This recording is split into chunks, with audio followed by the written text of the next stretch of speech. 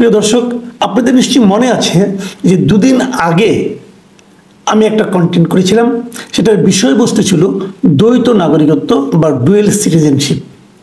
আমি সেখানে বলার চেষ্টা করেছিলাম যে আমাদের দেশের রাজনৈতিক অঙ্গনে এবং বিভিন্ন ক্ষেত্রে, ব্যবসায়িক ক্ষেত্রে যত দুর্নীতি হয়, সেই দুর্নীতি হওয়ার ক্ষেত্রে একটা বড় গুরুত্বপূর্ণ অনুষঙ্গ হিসেবে কাজ করে এই দ্বৈত নাগরিকত্ব বা ডুয়েল সিটিজেনশিপ। কারণ যার মনে করেন এদেশেও নাগরিকত্ব আছে, আবার ধরেন কানাডার নাগরিকত্ব আছে, তার তো ডুয়েল সিটিজেনশিপ, সে এখানে দুর্নীতি করে যখন কানাডায় চলে যায়, সে ইজিলি আরেকটা দেশে কিন্তু আশ্রয় পেয়ে যায় এবং বাকি জীবন সেখানে আনন্দের সঙ্গে কাটাতে পারে। যদি তার দ্বৈত নাগরিকত্ব না থাকতো তাহলে সে অন্য কোনো দেশে যেতে পারতো না, এই দেশেই তাকে থাকতে হতো এবং তার একটা বিচারের আশঙ্কা থাকতো। এই বিচারের ভয়ে সে হয়তো দুর্নীতি করতে একটু বিরত থাকতো। কিন্তু দ্বৈত নাগরিকত্ব থাকলে সে অবাধে এই কাজগুলি করতে পারে। এই কন্টেন্টের উপর যে কমেন্টগুলো এসেছিল, সেই কমেন্টগুলোর থেকে কিছু কমেন্টকে নিয়ে আমাদের আজকের দর্শকের কথা। আপনারা জানেন আমি দর্শকের কথা নিয়মিতই করে থাকি, আপনাদের মতামত আমাদের কাছে গুরুত্বপূর্ণ, সে কারণেই এই আলোচনাগুলো আমি করি। এখন আমি আজকে সেই অনুষ্ঠানের যে কমেন্টগুলো ছিল, অনেক কমেন্ট ছিল সেখানে, সেই কমেন্টগুলোর থেকে প্রথম যে কমেন্টটা আমি নিয়েছি সেটা লিখেছেন মিস্টার তাহমিন। মিস্টার তাহমিন লিখেছেন, ভাইজান একদম কলিজায় হাত দিচ্ছেন। আমি এটা অনেক পরিচিত প্রভাবশালীকে বলেছি, সবাই নিজেরাই সুবিধাভোগী। দুর্নীতি, মুদ্রা পাচার এবং জঙ্গিবাদের প্রধান কারণ এই দ্বৈত নাগরিকত্ব। আপনাকে অনেক ধন্যবাদ এই বিষয়টিতে আলোকপাত করার জন্য। দ্বিতীয় যেটা মন্তব্যটা পড়ছি, লিখেছেন কে এ সারওয়ার। তিনি লিখেছেন, অনেকদিন পরে একটা খাঁটি কথা বললেন ভাই। ডক্টর ইউনূসের সরকার অনেক সংস্কার করবেন বলে শোনা যাচ্ছে। দ্বৈত নাগরিকত্বের সহজ সংস্কারটা কি তারা করতে পারবেন? এরপরে যে কমেন্টটা আছে সেটা লিখেছেন সৈয়দ ইমদাদুল হক। তিনি লিখেছেন, ভাই আপনার এই বিশ্লেষণের কোনো গুরুত্ব কি এদেশের এই রাজনৈতিক সম্মানিত নেতা ও রাজনৈতিক বেশ্যাদের কর্ণকুহরে কখনো পৌঁছাবে? এরপরে মন্তব্যটা হলো হানিফ রহমান। তিনি লিখেছেন, মাসুদ ভাই আপনার কথার সাথে আমি 100% একমত। যারা এতদিন সংস্কার করতেছে তারা এই ধরনের ইম্পর্টেন্ট আলোচনা করতে পারে নাই। মাসুদ ভাই আপনারটাই বেস্ট। আমি যদি সরকারি কোনো দায়িত্বে থাকতাম আপনাকে পুরস্কৃত করতাম। ধন্যবাদ ভাই, আপনাকে আমাকে পুরস্কৃত করতে হবে না, আপনার এই মন্তব্যে আমি পুরস্কৃত হয়ে গেছি, অনেক ধন্যবাদ আপনাকে। এখন যে কমেন্টটা পড়ছি সেটা লিখেছেন জামিল মাসুদ। তিনি লিখেছেন, আপনার এই আবেদন কেউ শুনবে না, মানবে না, বাস্তবায়ন করবে না। তারা সংস্কার করবেন, যারা সংস্কার করবেন তারা তো দ্বৈত নাগরিক প্রায় সবাই। যারা ভবিষ্যতে সংস্কার অনুমোদন করবেন তারাও দ্বৈত নাগরিকত্ব পছন্দ করবেন। মিস্টার শহীদুল ইসলাম সাগর লিখেছেন, আচ্ছা ইউনূস কাকু কোন কোন দেশের নাগরিক? জাস্ট জানার জন্য জানতে চাওয়া। ভাই শহীদুল ইসলাম সাগর সাহেব, এই প্রশ্নটা কিন্তু আমার ওই কন্টেন্টটা আমি নিজেও করেছি। আমি জানতে চেয়েছি, আমি ওনার সম্বন্ধে অনেক কিছু শুনি, আমার কাছে যেহেতু সুনির্দিষ্ট কোনো প্রমাণ নেই, সে কারণে আমি ওনার কাছে প্রশ্নটা করেছি যে আপনি কোন কোন দেশের নাগরিক। যদি উনি জানাতেন আমরা খুশি হতাম, কারণ যিনি আমাদের দেশ চালাবেন, সরকার চালাবেন, তার সম্বন্ধে তো আমাদের একটু আগ্রহ থাকতেই পারে, তাই নয় কি? এরপরে মন্তব্য লিখেছেন মোহাম্মদ মনিরুজ্জামান। তিনি লিখেছেন, আপনার সাথে আমি একমত, কিন্তু কথায় কথা হলো ইউনূস সাহেবের হাতে তো আমাদের দেশ এখন, উনি নিজেও তো অন্য দেশের নাগরিক। সিরাজ সাজু লিখেছেন, ভাই তারেক রহমান কোন দেশের নাগরিক? সৎসাহস থাকলে বলে যাবেন। এটা সৎসাহসের কি আছে ভাই? এই প্রশ্ন আপনি করতে পারেন, আমিও করতে পারি, কারণ আগামীতে তারেক রহমান দেশের রাজনীতিতে একটা বড় ফ্যাক্টর, কাজে আমাদের জানার আগ্রহ থাকতেই পারে। আমি যদি হাসিনাটা জানতে চাইতে পারি, তারেক রহমানটা জানতে চাইতে পারবো না কেন? আমি যদি ডক্টর ইউনূসটা জানতে চাইতে পারি, তারেক রহমানটা জানতে চাইবো না কেন? এখানে সাহসের কোনো ব্যাপার না, কিন্তু আপনি একটু প্রশ্ন করবেন, এটা সাহসের দরকার কি আছে? যে কেউ তো প্রশ্ন করতে পারে, প্রশ্ন করার অধিকার তো আপনার নাগরিক অধিকার, আমারও নাগরিক অধিকার। আমিও প্রশ্ন করলাম যে তারেক রহমানের পক্ষ থেকে যিনি পারেন জানেন, দয়া করে জানিয়ে দিবেন উনি কি আসলে, উনি তো অনেকদিন ধরে ব্রিটেনে থাকেন, তবে আমি যতদূর জেনেছি উনি সেখানে রাজনৈতিক আশ্রয়ে আছেন। রাজনৈতিক আশ্রয় থাকলে ওখানকার নাগরিক বোধহয় হয় না, আমি ঠিক শিওর না, কাজে আমি এটা জানতে চাই আপনার মতো। FR, এটা কি ফারুক কাটার কি বুঝতে পারছি না, FRQKTR এই হলো নামটা। উনি লিখেছেন, কামাল সাহেব কথাটা একটু বেশি বলে ফেললেন না? কি উল্টাইছেন দেশে থেকে? টাকাটা যখন আসে দেশে তখন ভালো লাগে না? প্রথম কথাগুলো সঠিক আপনার মতের সাথে আমিও, কিন্তু পরের গুলো একটু ভেবে দেখবেন। সুইজারল্যান্ড থেকে এরপরে মন্তব্যটা লিখেছেন যে এটা অনেক বড় একটা মন্তব্য। দ্য কর্নফিল্ড নামে এক ভদ্রলোক লিখেছেন, উনিও এই একই লাইনে লিখেছেন যে মাসুদ কামাল এ লোক নিজেকে অনেক পণ্ডিত মনে করে, সেই দ্বৈত নাগরিক নিয়ে অনেক কথা বললো, কিন্তু সে ভুলে গেছে যারা দ্বৈত নাগরিকত্ব নেয় তারাও জন্মসূত্রে বাংলাদেশের নাগরিক, তারা প্রবাসী ও বটে। এই প্রবাসীরা 71 সাল থেকে আজ পর্যন্ত বাংলাদেশকে সঠিক নির্দেশনা দিয়ে আসছে। গত 16 বছর কাল নাগিনী শেখ হাসিনার আমল ইত্যাদি ইত্যাদি অনেক কথা লিখেছেন। তারপরে উনি শেষ দিয়ে যে লিখেছেন যে কথাটা, মাসুদ কামাল আপনি নিজেকে বেশি পণ্ডিত মনে করেন না, আপনার মনে যা আছে তা বকবক করে ইউটিউবে প্রচার করবেন আর জনগণ তা মেনে নেবে, এটা ভাবলেন কিভাবে? এই দ্বৈত নাগরিকরা জন্মসূত্রে বাংলাদেশি প্রবাসী ও রেমিটেন্স যোদ্ধা, আপনি রেমিটেন্স যোদ্ধাদের অপমান করলেন। ভাই অপমান করি না রে ভাই, কেন অপমানটা নিজের গায়ে নিচ্ছেন? প্রবাসীরা দেশের জন্য অনেক কিছু করেন, কোনো সন্দেহ নাই।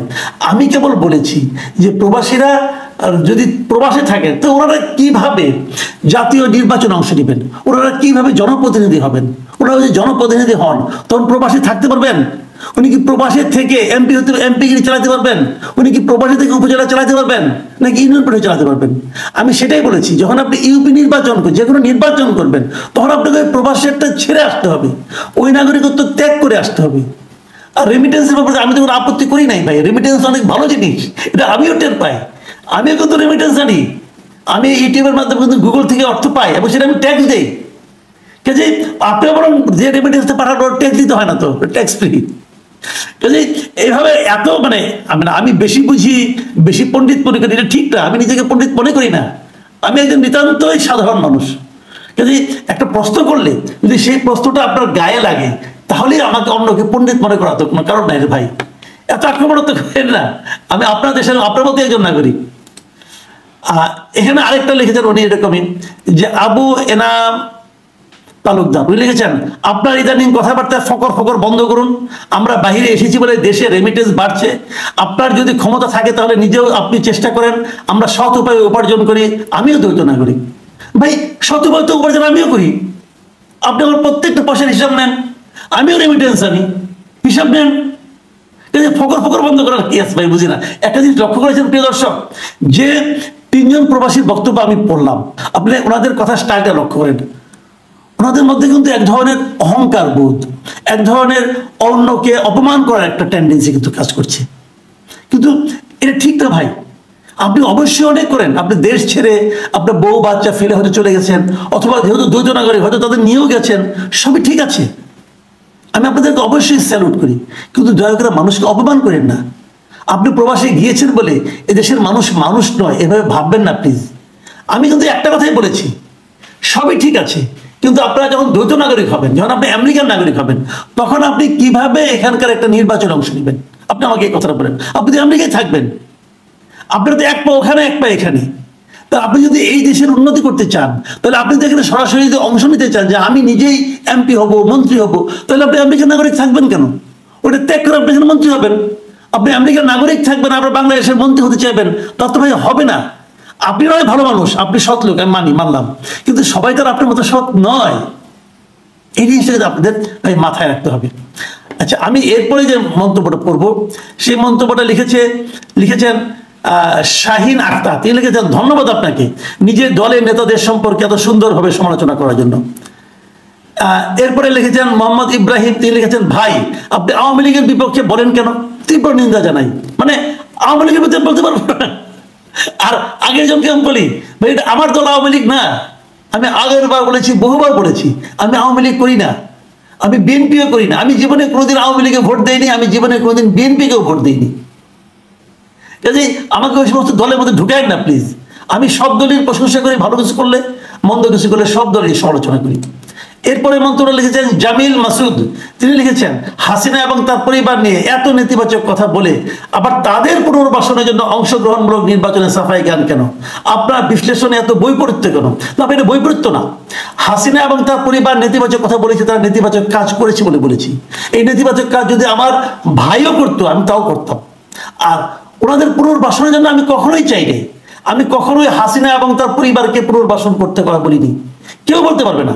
হ্যাঁ, আমি অংশগ্রহণমূলক নির্বাচনের কথা বলেছি, কারণ হাসিনা এবং তার পরিবার ছাড়াও আরো অনেক লোক আওয়ামী লীগ করে, যাদের কোনো অপরাধ নেই, যাদের কোনো অপরাধের নামে তাদের বিরুদ্ধে কোনো মামলা বা অপরাধ প্রমাণিত হয়নি, সেই লোকগুলোকে আপনি নির্বাচন করতে দেবেন না কেন? তারা কি ভোট দিবে না? তাদের যদি ভোট দিতে দেন তো নির্বাচন করতে দিবেন না কেন? আমি এভাবে কথা বলেছি ভাই, প্লিজ বোঝার চেষ্টা করেন, আমাকে আওয়ামী লীগের মধ্যে ঢুকাই দেন না।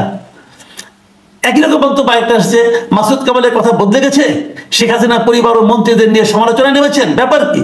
যিনি ডক্টর ইউনূসকে আকামা অপদার্থ আখ্যা দিয়ে বিদায় হতে বলেছেন গত 2 মাস যাবৎ, আওয়ামী লীগের পুনর্বাসনের পক্ষে আওয়াজ তুলেছেন, সেই মাসুদ কামাল এখন শেখ হাসিনার বদনামে নেমেছেন, কারণ কি? ভাইরে, শেখ হাসিনার পরিবার এবং মন্ত্রীদের সমালোচনা আমি সব সময় করেছি, কারণ তারা ভালো কাজ করেনি। আবার আওয়ামী লীগের পুনর্বাসনের কোনো প্রশ্ন নেই, আওয়ামী লীগ তো আছে, তাকে পুনর্বাসন করবেন কেন আপনি? আওয়ামী লীগকে কি আপনি নিষিদ্ধ করছেন? করেন নাই। আর ডক্টর ইউনূসকে আকামা অপদার্থ আমি কখনোই বলি নাই। আমি ডক্টর ইউনূস যে কাজগুলো পারছিলেন না, যে কাজগুলো করতে ব্যর্থ হচ্ছিলেন, সেগুলো সমালোচনা করেছি। আবার যেগুলো করতে পেরেছেন, যেগুলো ভালো করেছেন, তার প্রশংসা করেছি। সিম্পল তো, এইভাবে দেখেন। তারপরে মন্তব্যটা লিখেছেন রেজাউল করিম, তিনি লিখেছেন কথা সত্য, কিন্তু প্রশ্ন হচ্ছে আপনি কি অন্য কোনো দেশের নাগরিক হওয়ার সুযোগ পাওয়ার পরও তা নেন নাই? দয়া করে জবাব দেবেন। এটা জবাব দেওয়ার কিছু নেই ভাই, আমি কোনো দেশের নাগরিক হওয়ার কোনো সুযোগই পাই নাই, কোনোদিন অ্যাপ্লাইও করি নাই, কাজেই পাওয়া নেওয়া না নেওয়ার তো কোনো প্রশ্ন ওঠে না। এরপরে মন্তব্যটা লিখেছেন আবরাউর হুসাইন, তিনি লিখেছেন সত্য কথা বলার সময় মাসুদ কামাল সাহেবের অঙ্গভঙ্গি শান্ত ও ধীষ্টি, আর মিথ্যা কথা যে ডক্টর মোহাম্মদ ইউনূসের বিরুদ্ধে বলেন তখন আচরণে কর্কশ উগ্রতা প্রকাশ পায়। সুতরাং দর্শক শ্রোতারা তার 2 ধরনের আচরণ দেখেই সিদ্ধান্ত নিতে পারবো আসলে সে কি বলছে। ভাই, আপনি আমাকে নিয়ে অনেক গবেষণা করেছেন, আপনার কাছে অনেক কৃতজ্ঞতা ভাই। ঘটনাটা সেরকম কিছু না। ডক্টর ইউনূসের বিরুদ্ধে যখন আমি বলি তখন বলার মতো কারণ থাকে বলেই বলি, কারণ না থাকলে বলতাম না। কাজে ডক্টর ইউনূস কি ফেরেশতা ভাই? ফেরেশতা তো না, মানুষ তো। পৃথিবীতে একটা মানুষ দেখাতে পারবেন যার কোনো ভুল নাই, অথবা একটা মানুষ দেখাতে পারবেন যার কোনো শুদ্ধ নাই, কোনো ভালো নাই? ভালো মন্দ মিলাই মানুষ, ভুল ত্রুটি মিলাই মানুষ। ডক্টর ইউনূস ভুল করেন, এবং ভুল করেন যখন তখন সমালোচনা করি, যখন ভালো করেন তখন প্রশংসা করি। এখানে শান্ত, আমি শান্তকে আমি মানে উগ্রতা প্রকাশ পাচ্ছি কিনা, কর্কশ, এটা কোনো বিষয় না। যে মন্তব্যটা দিয়ে শেষ করবো সেটা লিখেছেন রমন করিম, তিনি লিখেছেন পাকটা মাসুদ ভালো হয়ে যা। ভাই, আপনার যে ছবি এখানে দেখছি, আপনি আসলেই খুবই কাঁচা টাইপের একজন মানুষ, বয়স খুবই কম, তরুণদের মুখে বসে অনেক কিছু আমি মানাই বলে মনে করি। তা আমাকে পাকনা বলেছেন, এটাকে আমার প্রশংসা করলেন না সমালোচনা করলেন বুঝতে পারলাম না। তো ভালো হয়ে যাওয়ার, আমি ভালোই আছি আলহামদুলিল্লাহ। আমার মনে হয় না আমি কোনো খারাপ কাজ করেছি, হয়তো কোনো ক্ষেত্রে আপনার মতের সঙ্গে মেলেনি, এরকম হয়, কি করবেন? আপনার সঙ্গে সব মত তো আমার মিলবে না, তাই না? পৃথিবীর কারোর সঙ্গে কারোর সব মত মিলে না, আপনার সঙ্গে আপনার পিতারও সব মতামত মিলবে না, এটাই দুনিয়ার নিয়ম। কাজে আমাকে আর এই বয়সে কি ভালো করবেন? দোয়া করবেন যেন ভালো থাকতে পারি। প্রিয় দর্শক, আপনাদের এই ছিল মতামত। আমি একটু বড়ই হয়ে গেল, তো আশা করি আপনারা মতামতগুলো থেকে বুঝতে পেরেছেন যে আসলে এই দ্বৈত নাগরিকত্ব নিয়ে মানুষ কি ভাবছে, আমাদের দর্শকরা কি ভাবছেন। আমার মনে হয় এ নিয়ে একটু সরকারও চিন্তা ভাবনা করা উচিত। প্রিয় দর্শক, এখন এই পর্যন্তই। আল্লাহ হাফিজ।